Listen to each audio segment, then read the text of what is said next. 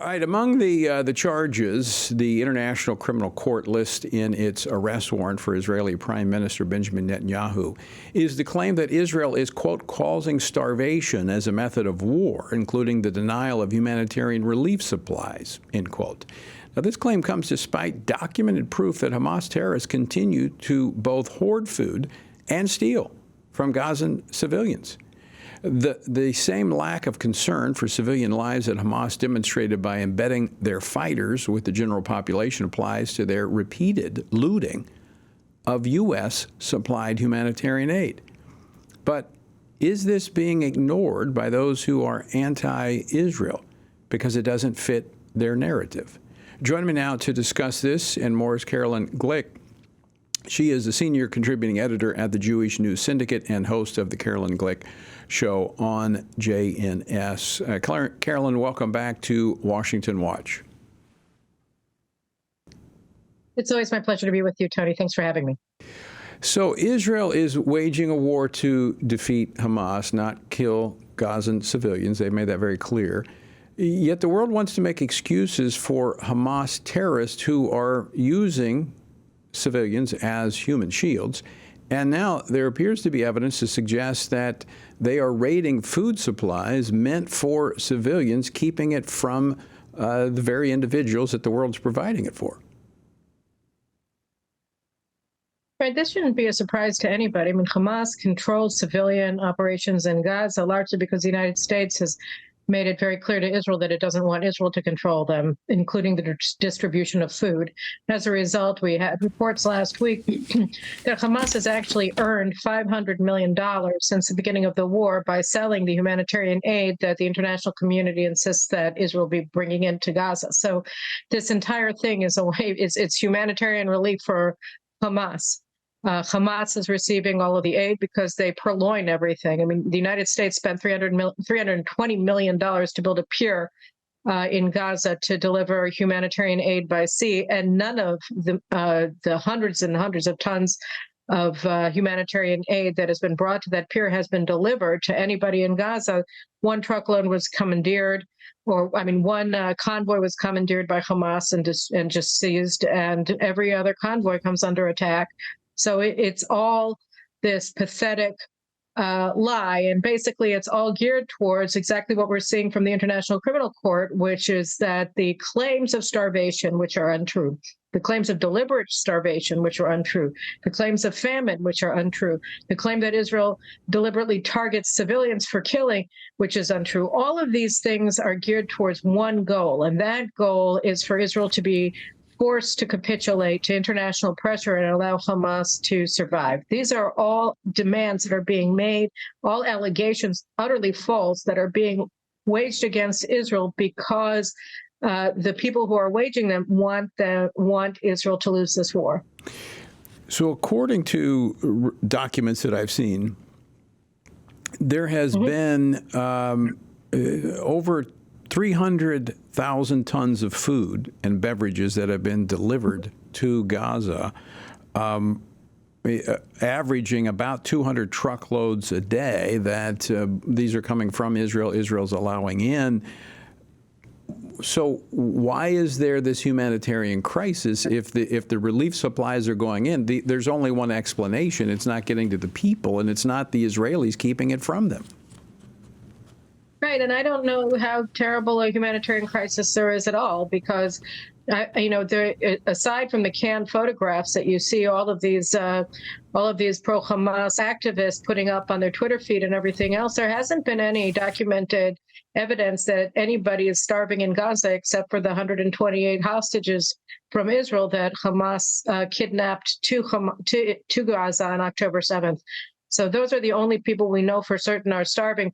Most of the terrorists that Israel has arrested during the course of the war have been fat to obese. So we're not seeing any privation in terms of food shortages among the members of Hamas that we're seeing. And we don't really see it among civilians. They just celebrated the month of Ramadan, their holiday or holy month. And there were no reported shortages of food for Ramadan. So all of this is just a fabrication, and it's used in order to foment an Israeli an Israeli defeat in this war. That's what it's all about. So this kind of all fits together as a narrative that's needed by the International Criminal Court and the international community to put pressure on Israel to keep them from executing the finality of this war and eliminating Hamas. It seems like if we really wanted to, the international community, that is, wanted to eliminate the threat to the civilian population, let them get back to life as normal, if there's such a thing, is to allow Israel to eradicate Hamas, who is actually the one who is affecting these people. You know, Tony, you're absolutely right. And starting from the very early stages of the war, I'm talking about October 9th, 10th, it was obvious that the best way to win the war was to seize control of the international border with Egypt and allow civilians who were checked to leave Gaza. And then that would prevent any claims of humanitarian crisis, just as millions of people have left war zones all over the world since the dawn of time, and most recently in Ukraine, where the United States actually came in and pressured third countries to take refugees from Ukraine and from Syria, of course, before that in Afghanistan and Iraq and other places, Libya. Right. Here, the United States sided with the Egyptians when they said that not one Gazan would be allowed to seek refuge in Egypt, even though they have plentiful space in the Sinai Peninsula to house everybody temporarily and let them come home at the end of the war. There would have been no humanitarian crisis whatsoever. So that was from the very outset. And then the United States was saying Israel has to provide food and water while we're in the middle of fighting to everybody in Gaza.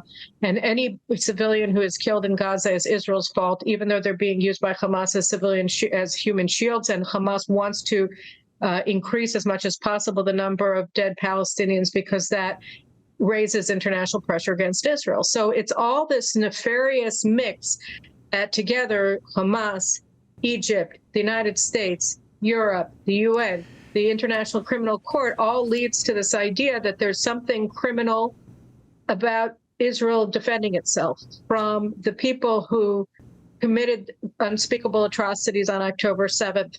And you know, they started the war, they invaded, they massacred 1,200 people in the most sadistic way known to humanity, in ways that nobody ever imagined before.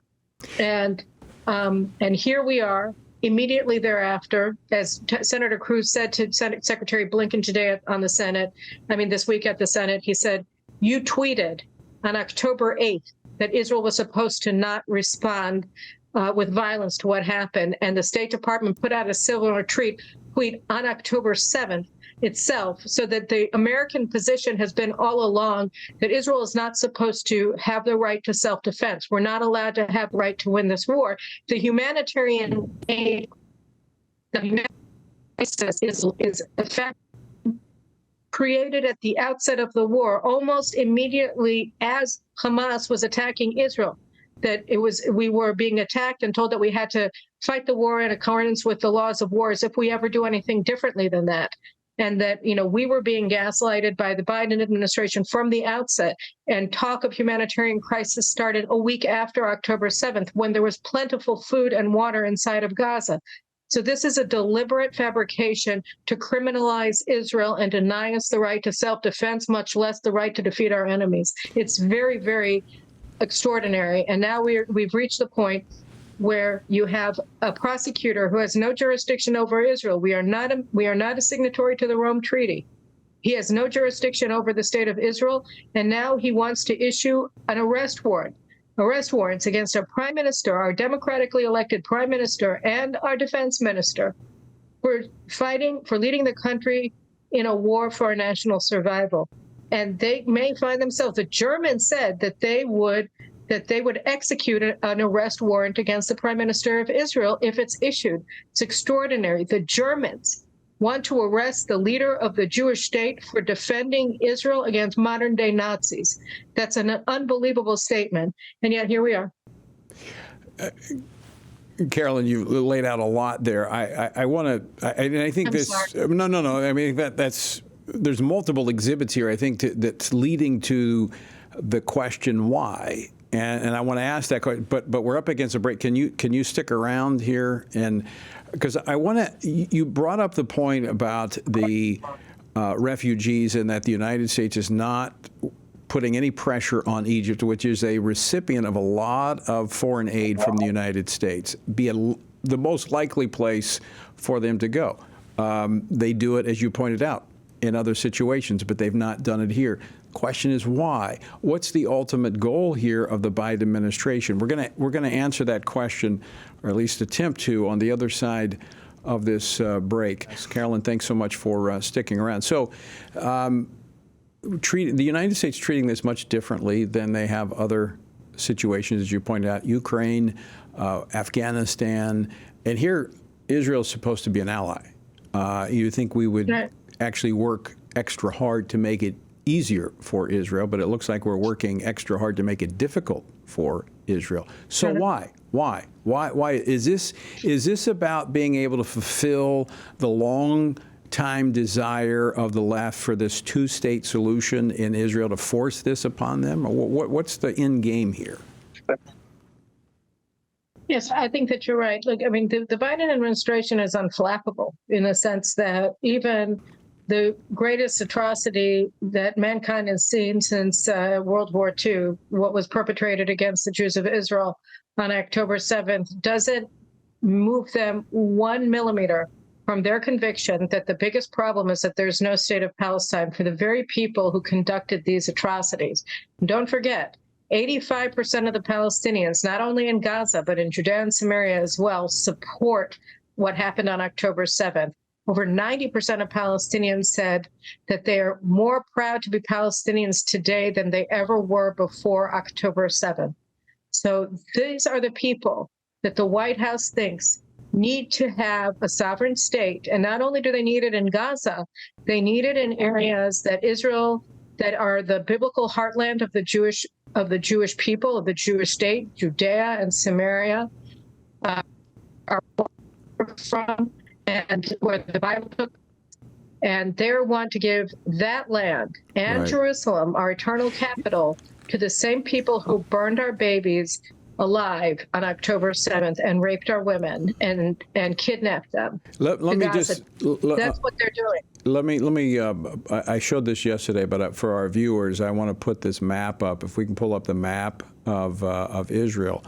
Now, I want you to see this, and if you can't see it, if you're listening, you can text MAPS, M-A-P-S, to 67742 and have a link to actually look at this. This shows you how this is. It's crazy. All right. If you look at the green, the light green, that is the so-called West Bank. That's what is the heart of, that's Judea and Samaria, the heart of the Bible land, as Carolyn was talking about. That would be a part of the Palestinian state, along with Gaza. Now, if you look if you're looking at this map, you'll see down kind of midway on the left, a little strip. That's the Gaza Strip. Now, look at it in comparison to size to the West Bank. Now, can you imagine the trouble that's been created for Israel on the Gaza Strip if you had the entire so-called West Bank filled with the same mindset? How does Israel survive in such a situation?